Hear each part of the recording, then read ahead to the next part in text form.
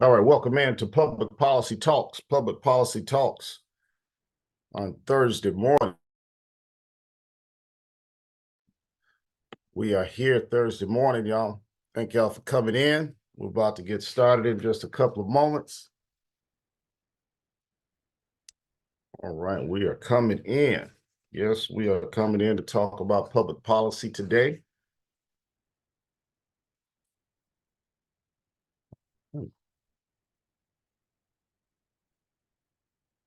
Time is 8:29. The time is 8:29. We will be starting momentarily.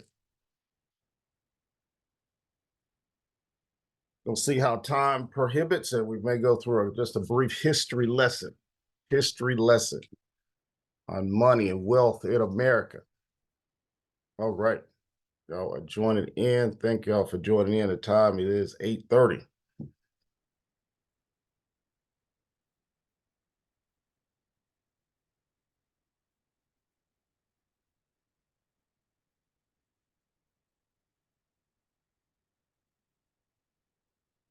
All right, let me get my timer on. Give me just a moment.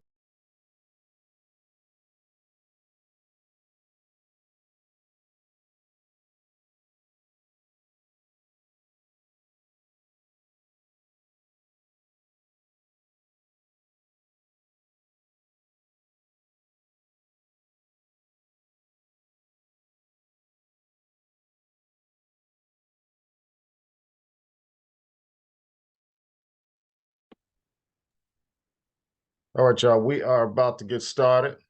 See several people in the room. See Matthew, what's going on? Demetra, I see you. Melba, see a lot of people coming in. What's going on this morning?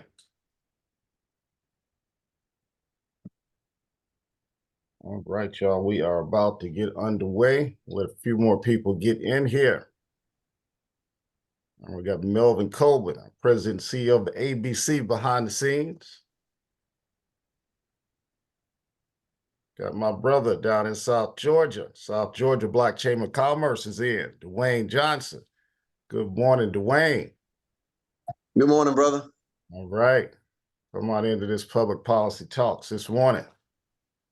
Brother Tate, I got about 10 or 15 people that hopefully will be responding. I'm gonna try to blow it up with you. All right. Thank you, Matthew. Really appreciate you. Right. Everybody's coming in. All right. Do we have, let's see, Hayden Singleton, Keela Taylor, Gov Affairs, co-chair and chair. I see you there, Hayden. And Keela, are you out there? We call it on y'all in just a moment.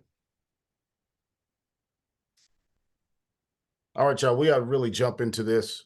This is 8:32 is the time right now. We got to jump in. We're going to jump out. We're going to talk about public policy this morning and how it relates to our community. Hopefully we'll get a chance to go over just a brief history lesson about actually one of the presentations that I put on at the legislative breakfast just a couple of weeks ago. And then I'll be sharing that presentation out to those who have actually requested for that. But forgive my voice, I'm a little stuffy this morning. This bug is definitely going around, y'all. So be careful, wear your mask out there. Definitely want to give a moment of silence, a very, very brief moment of silence of our soldiers right here from Georgia that lost their lives overseas. So just a quick moment of silence for them. All right, y'all, let's really jump into this. This is Advancing Black Businesses is your 501c4 that represents you when it comes to public policy as Black business owners and Black consumers. We have also a board, executive committee. Do want to call out those executive committee members. Your ABC president and CEO is part of the executive committee of Advancing Black Business, along with Calvin Maddox, Dr. Diane Daniels-Adoma, and myself. We have several other representatives from across the state, including Chris Clark. There's Cheryl that's coming on board, additional board member right there. Sylvester Ford, Ronique West, the Greater Augusta Black Chamber of Commerce president. Tamika McPherson, of the chair of the board of the Greater Savannah Black Chamber of Commerce. So just to mention a few of those. I may have missed some names, but I've got to roll through this process. We only have about 25 minutes to roll through this. But ABB is serving you as Black business owners in the state capitol, in the national capital. Also, just to mention, September the 11th through the 15th, it was just announced by the Congressional Black Caucus, is Congressional Black Caucus Week, the annual legislation. So we have that date. So you'll be hearing from us on our DC fly-in. We want to get that out as early as possible. We should have information out within the next month. They just released the date for the DC fly-in. I do want to briefly talk about Team Georgia Marketplace. Team Georgia Marketplace is a marketplace for you to go sign up to do business with the state. There's a brand new certification program for you. House Bill 128 was passed last session.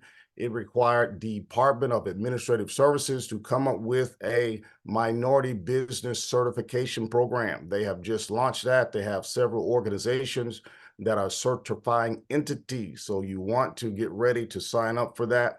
I'm going to be putting some of this as the guest speakers come on in the chat, or as much as I can in the chat, put some links there. But you want to start signing up for Team Georgia Marketplace. We'll bring in one of the officials that is leading that. Hopefully we can get Miss Julia Bailey on sometime soon. Melvin and I talked about that, and we're going to talk about how you actually sign up. We're going to be driving that on the ABB side to get you more contracts. We're still working on getting a sound foundation for you to get contracts for the state, but this is definitely a good start with a brand new certification program, and we're going to be pushing the state legislative body. We're going to be pushing DOAS to get you contracts as Black business owners, because we do know that contracting level is definitely a lot lower than it should be. We are looking for to provide bills and laws that we can actually enact to actually enforce that House Bill 128. So we're talking about that as we speak. But I do want to bring up Sequila Moore or Hayden or both. Could y'all come up and talk just for about 3 minutes, 4 minutes, maybe max, about Gov Affairs, the ABC Gov Affairs, ABC Gov Affairs. Y'all take it away for just a few moments. And you're on mute, Hayden, if you're speaking. Can you get off mute? Let's see if I can. And there we go. Hey, Markee. Hello, everyone. This is Hayden Singleton here. I am your co-chair for the Governmental Affairs Committee with the Atlanta Black Chamber.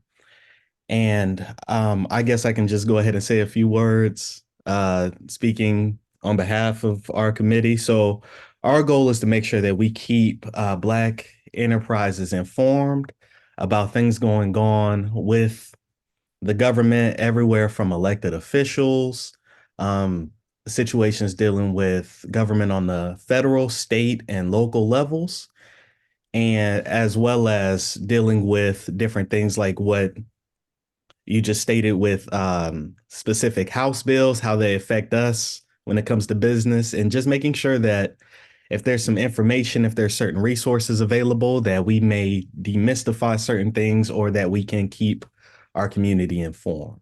I do want to double back if Keela is here as well, like what you just said.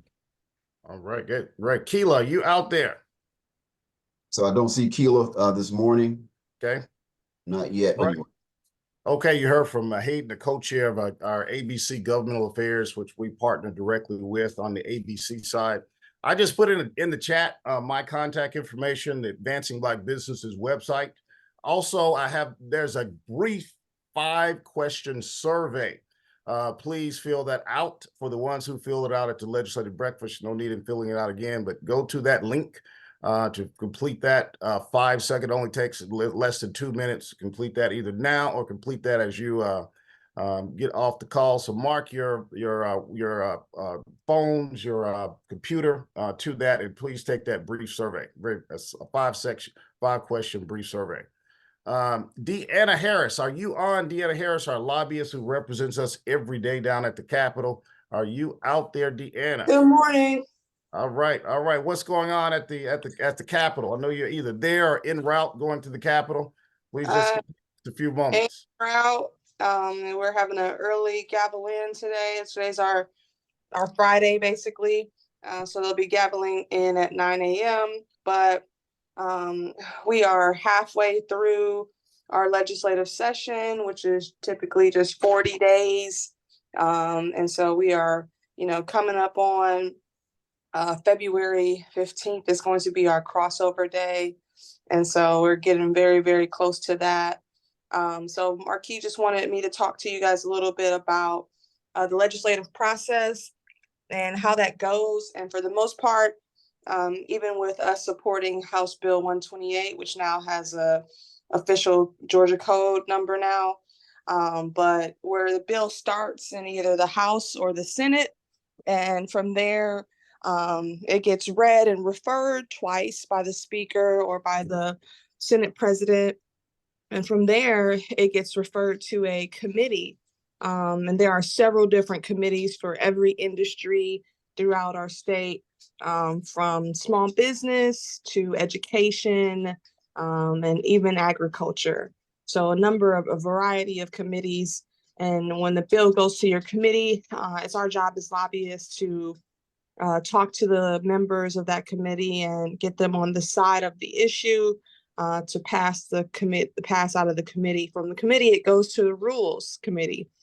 Rules is responsible for setting the calendar of the day for what legislation will be voted on. And with that, it goes from the rules to the floor of each chamber. And that process, and then of course, all the members vote on it. And that process is done on both chambers, House and Senate. And then from there, you're able to get your bill signed by the governor, when you finally get past that point. And so I made a simplified version of that process, but it is very intricate and difficult. And usually there are thousands of bills that are filed every year, and only a few that actually make it through and get signed by our governor.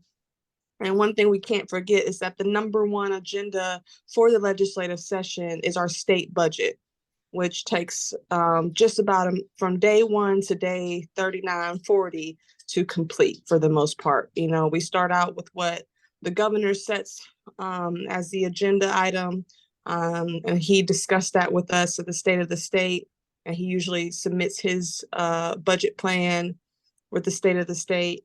And then the legislature goes in and they make amendments to that budget and add or take away things from that budget.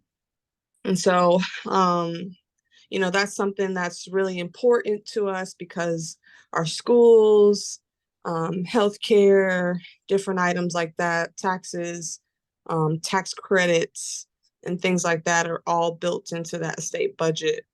And Markee, if you can pull up the legis.ga.gov website for everyone to be able to see. And this is where you can go to be able to search legislation, to type in keywords to see if there's any legislation for an issue that you care about. You can also look up your representative or your senator. Here we are. The first screen always presents the current schedule of the day. And if you look at that top bar, you have legislation and laws. You can click that marquee. Top bar, legislation and laws, top on the left, right there. Yes. And that is where you can click all legislation and you're able to search. You can search signed by governor legislation, items that are already signed this session. And there are a few. Yesterday, they signed the anti-Semitism law. Then you can scroll over, Markee, to the House of Representatives. And that's where you can search for your representative member. Or you could also go get the contact information for the House Speaker. And if you scroll over, Markee, to Senate, it'll have that same information for each individual senator. Go to the right, Markee. All right. And that has you'll be able to search all the senators and the lieutenant governor contact information, and different items, Senate documents and calendars. To the right one more time, Markee. Committees, these are the committees that I spoke about where each bill has to go to be able to be discussed and have a conversation with questions and answers from the lead sponsor of the bill. And you can search each committee. And then the last one is the intern program. And I highly suggest if you have college students or young adults to encourage them to participate in the process and maybe possibly do a legislative internship program. They usually start accepting those applications in October prior to legislative sessions starting, because then they start in January. And then they also have a PAGE program, which is for the younger kids. Elementary and middle school age children are able to page, where they just basically take notes to the senators or the representatives for on behalf of the advocates that are in the halls. And that's a really fun program for the kids to get to experience, and they get to take a picture with the speaker and with the lieutenant governor as well at the end of the day. So I highly suggest everyone to look around and, explore this website. Has a good deal of information. It could be overwhelming most of the time. But if you have any questions, just reach back out to us. All right, and that is in the chat. Thank you so much, Deanna, for rolling through that with us. Now, this is really basic information. I know it's kind of boring, I'll say, but legislation, it creates everything around you. It actually enhances everything around you. What I want to do this very, very briefly, because we only have about 10 minutes left. I want to go through just a brief, very, very brief presentation. I want to take you from long time ago until today, right here on this slide presentation. Let's see how this works out here. On this slide presentation, let's see, come on out. We can get it going right there. If we look at this slide presentation and we go to where we start back in the 17th and 19th century, there is slavery in the United States and deprived Black individuals of labor and economic wealth. We talk about 1865 to 1890s as the Reconstruction era, the 1920s, segregation and discrimination. And this is a history of public policy and how we actually participated in public policy.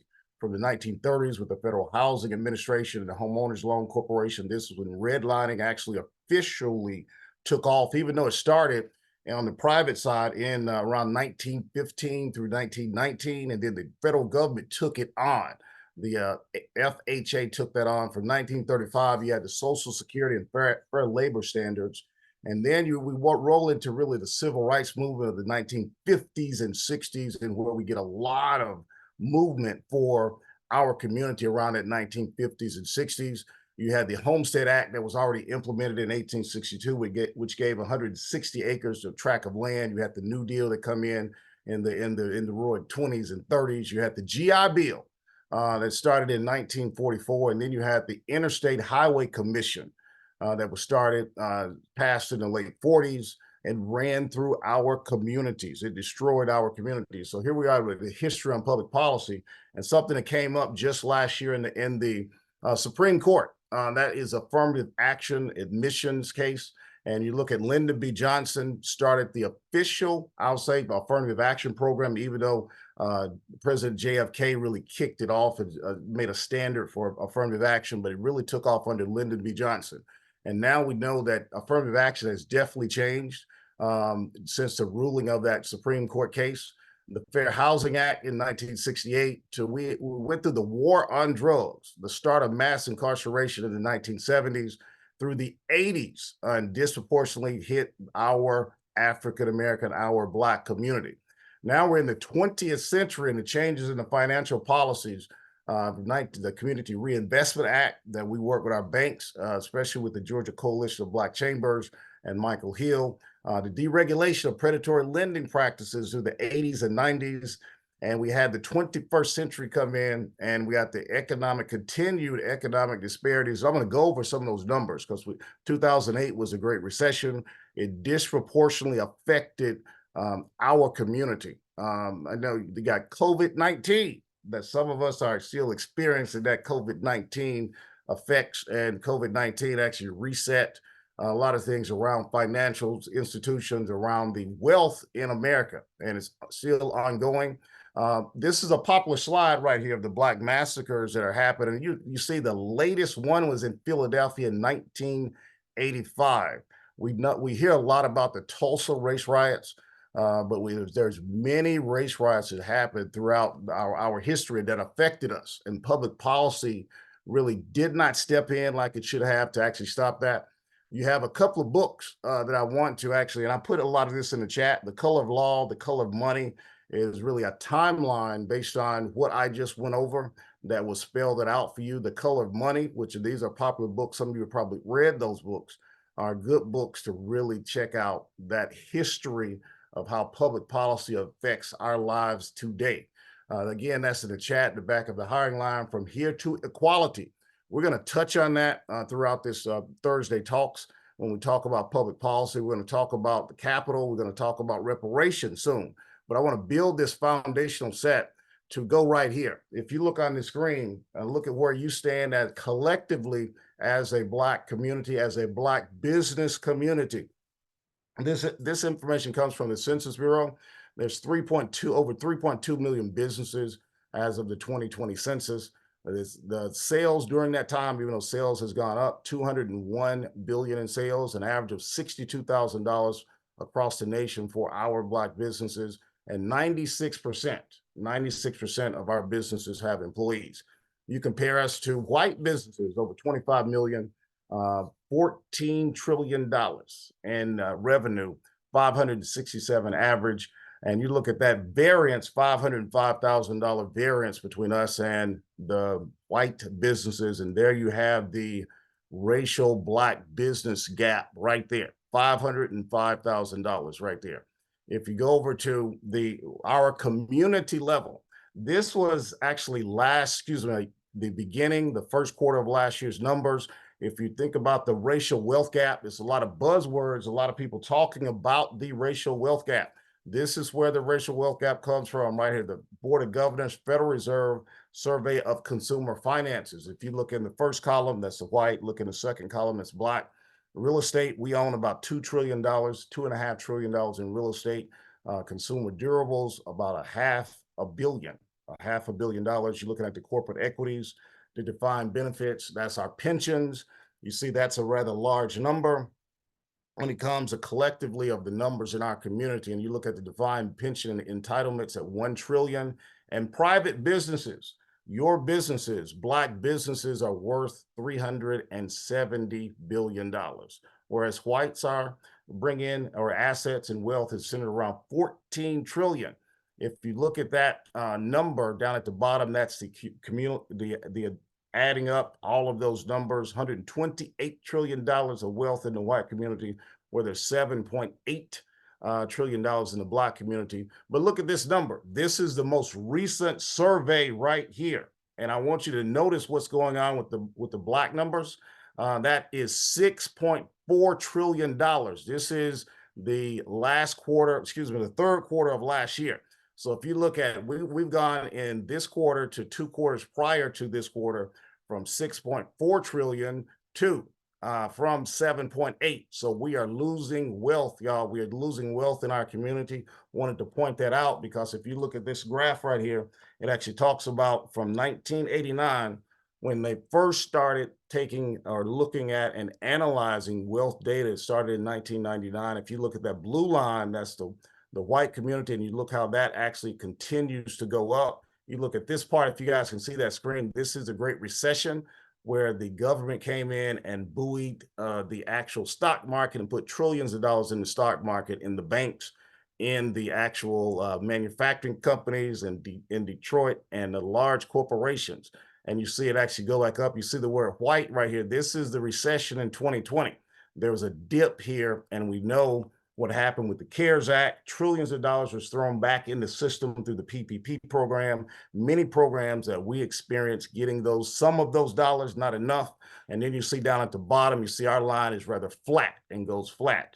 A lot of this is because of the racial wealth gap. If we look at the mean and the median wealth, you've probably seen these numbers. We're sitting very, very low, somewhere around that when you take out the durable goods, the car, the house, excuse me, the furniture.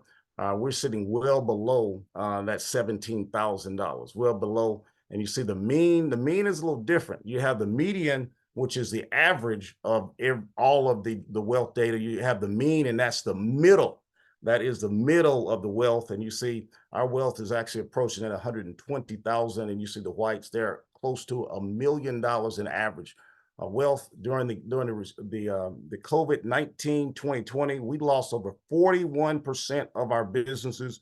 And you look on the screen and you see how it affected the other communities and affected us more than any other community. We lost 41% within the first beginning of it. That's from March to May. 41% of Black businesses actually closed. Right now, I just talked about that number from the Federal Reserve. This is a report. I actually put that in the chat. Also, the road to zero wealth. They're predicting in 2053 that we will be at zero wealth. Some economists, stratification economists, say that we are close to getting there right now because of COVID-19. This is a report that actually talks about that and goes in that road to zero wealth in great detail. Going to the state, the contract with Black Georgia. I actually put that in the chat also. That's from the growth fund. Please look at that. That's a document that many Black organizations in the state of Georgia have signed on. Hopefully I can get as a guest speaker on the person who came up with this. That's the chief policy officer for the Georgia Legislative Black Caucus. And that is a partnering organization of advancing Black businesses. You heard the chair of the Legislative Black Caucus back in November come on Tuesday Talks and talk about what they're doing in the state legislative body. So just want to go over that brief. I pulled a lot of this data from the ADOS Advocacy Foundation, of course, the Census Bureau, and Prosperity Now, to name a few. So I just wanted to go over that to build a base. We got to build a base. I want everybody to have a good understanding why we are here with and talking about public policy. Public policy is something that we should be looking at closely. This is an election year. So we will be getting into the election year also and talking about the presidential campaign, talking about the local elections right here. We want you to be educated. We want you to be one of the most educated group of Black business owners in this state, in this nation, because we're going to bring the numbers to you. And I wanted to do that presentation to build the baseline. And that we're going to talk about how, when you're at a level of wealth, when you're at a level of revenue, you should actually advocate a certain way. And we're going to talk about that. We're going to talk about how you should be advocating. We're going to talk about bills. We're going to talk about, we may get into the sports betting. I mentioned that on Tuesday Talks yesterday. I've been watching the sports betting. I put that actual link in the chat about sports betting. That's a hot topic right now. You see a lot of business organizations supporting that. But I want you to think about that sports betting. I know you've seen the advertisement out. One of the largest companies in the sports betting industry is right here in Georgia. So think about that as that it rolls through the actual state legislature. How is that going to affect you? How is that going to affect our lives? But one thing I do know, Black men, me, my brothers, we are the most, and how can I put it? We are deeply affected with betting, with gambling. And that, just think about that, because you have some of our legislators that are supporting this. A lot of our business organizations are supporting this. So watch out. I want you to look at how public policy really affects our lives. Look at the history. We're going to talk about the historical effects of public policy, because we want you to be astute to what's going on when these laws come out of the state legislative body, come out of DC. We want you to know more about it and how it's going to affect you, how it's going to affect your community, because just because a sports betting bill is going to be good for the Hope Scholarship, which our kids are getting those and in some numbers, but is it going to be a good thing for our community if that actually passes in the state? It's already passed in 36 states. So I want you to really watch that bill, even though it's not directly related to our businesses, but it's directly related to our community. All right, y'all, that's all I had today. Keela, I see you right there. Thanks for coming on screen. I'm going to have you on sometime soon. So thanks a lot for being here. Hayden actually spoke just a moment ago. But y'all, it is 8:59. Thanks for coming on, y'all. Really appreciate it.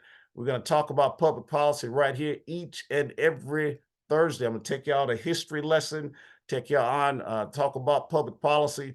I want to put this in front of you to make you think about how these laws actually affect our lives and how it affects it each and every day, how it affects your businesses. This is it, y'all. Thanks a lot for coming on. Y'all have a great and wonderful day. We'll see y'all sometime soon. All right. I'll see you out there, Barry. Appreciate you coming on. We need to talk sometime soon, Barry. All right. See y'all. Y'all have a great day. Look, there's Rose out there. What's going on, Rose? I see you, John. Look here. All right. Y'all have a good one. All right, Cheryl, I see you smiling. We're about to jump on our Oh no, thank you, Markee. Excellent right. information, powerful Thank you. sharing, incredible roadmap. Thank you. I see there's Calvin Maddox, one of the board members right there on here. Thank you, Calvin, for coming on board. Hey, Markee. All right. See y'all in a moment. Good morning. Good morning. Have a great day. All right. See y'all. All right. See Julian out there. There we go. Y'all have a good day, y'all. Take it easy.